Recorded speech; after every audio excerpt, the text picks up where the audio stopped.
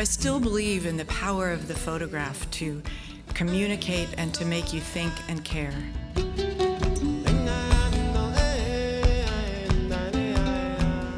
The most important story that I've done was on 21st century slavery.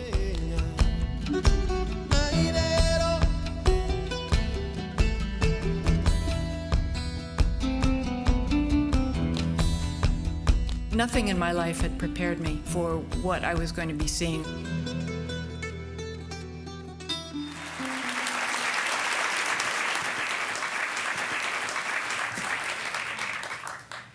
I became a photographer because I wanted to change the world. It's just been a little bit harder than I thought it was going to be. I believed that photography played a big role in ending the war in Vietnam, and I really had big plans. But now my ambitions are a lot more realistic, to just try to do my bit to help cultures understand each other and to try to eliminate or illuminate worlds that most people will never see. I'm a journalist and a storyteller at heart. The word storyteller has become such a cliche, but I can't think of a better way to describe what it is that I do. From the dawn of human history, people have been sitting around a campfire and telling stories to try to understand their world. My heart has always been in the concept stories, the stories about ideas rather than places. With places, you kind of have to invent the narrative or the story, but with concepts, you have a real story to tell, and I love doing them.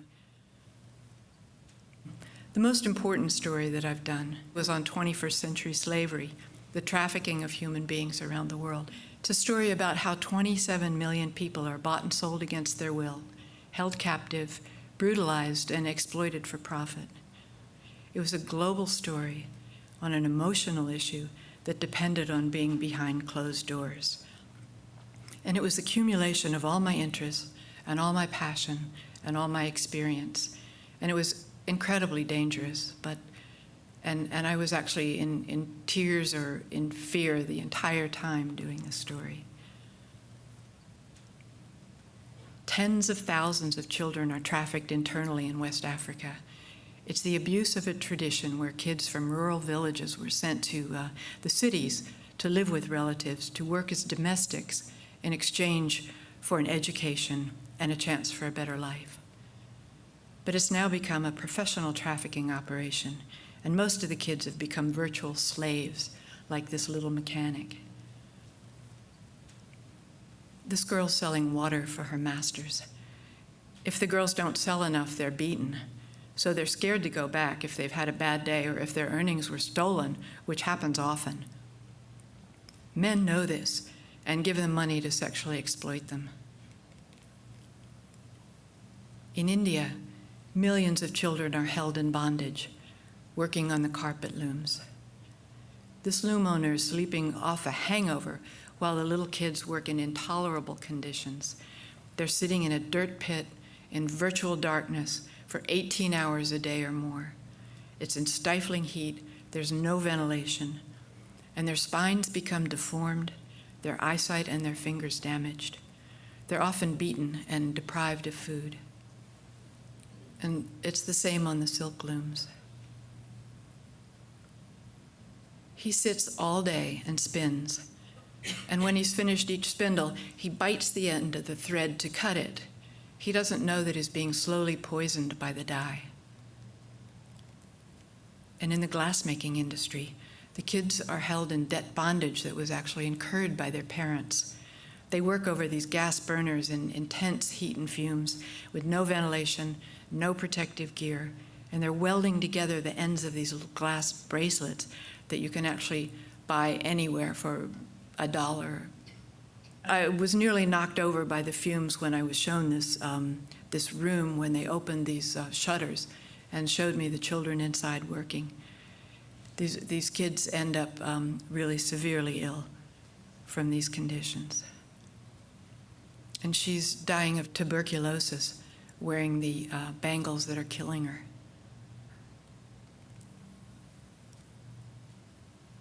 Bonded labor can trap entire families for generations. The brick kiln owners get workers by lending money for emergencies like a funeral or a medical problem, and then they charge outrageous interest rates, so the money can never be repaid, and the debt is passed on to the children. The heat was intense that day. It was 140 degrees, and the added heat from the furnaces that were burning the bricks around them, it was really hell on earth. In India, the kids are trafficked into train stations to beg from passengers, and they're often maimed to get more sympathy and more money. This baby's come to symbolize for me the kind of poverty that would allow parents to think of their own children as commodities to be bought and sold. This baby is at extreme risk of being sold into the illegal adoption trade in Guatemala. And this is the largest red light district in India and maybe even the world. Huge numbers of women are lured, tricked, sold into the sex industry around the world. Some enter knowingly, but they don't expect to become enslaved, and they have no idea what's in store for them. She lives and works in this small cage, they call them. Her entire world is there. She entertains her customers on that bed. There's a kitchen underneath. It's a little stove where she cooks her meals and eats. And she was, at that time, had been HIV positive for 7 years. And she'll soon go into the family business. I wanted to show the perps. He's in a jail on the border of India and Nepal and was convicted of trafficking 2 women. And it's really this small sort of mom and pop operations that feed the trafficking victims into that great pipeline. And this is a brothel in Israel. Israel, incredibly enough, has become one of the largest importers of European women. They are now flown into Cairo, where they're then trafficked across the desert by the Bedouins, who rape them, beat them, treat them horribly. The fall of the Soviet Union caused the explosive growth of the trafficking of its young women all over the world. And in Thailand, until the demand side of this equation is dealt with, it will be impossible to eradicate or reform. Besides the victims and the perps, I wanted to show the women who were trying to help, who were trying to save the girls. This was in Bosnia. It was a shelter for the women who had been rescued from the brothels, and it was run by this very brave Bosnian woman. It was completely hidden from view. They couldn't tell me where it was, where I was going, and it was surrounded by armed guards. The girls are unbelievably traumatized and broken. One girl had a nail driven through her hand. Another was found with a syringe buried in her arm. And I saw one with cigarette burns all over her body. And this is in Nepal. A young girl who had just entered the shelter had been rescued from a brothel in Kathmandu. And this is a shelter in Tijuana on the border with the U.S. Young Mexican boys are trafficked into the U.S. to be prostituted to pedophiles in this country. And this is the Children of the Night shelter in Los Angeles. Children of the Night shelter has rescued over 10,000 young kids from the child sex industry in this country. The kids are taken to sporting events like prize fights and even the Super Bowl and prostituted to the men. So I found out that it's not a problem in the poverty-stricken countries, although a lot of it happens there.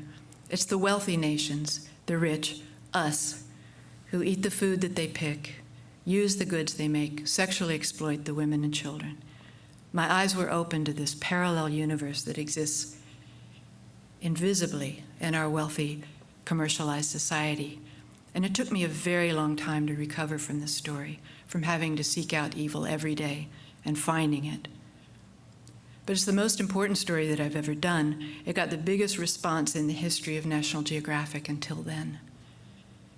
So in the end, maybe I didn't change the world, but that world changed me profoundly and irrevocably. I don't look at prostitution as a victimless crime anymore. I don't think that it's a lot of fun to buy things really cheap anymore. Because in the drive for cheaper and cheaper goods, the temptation is just too great. There's no cheaper labor than a slave. Thank you.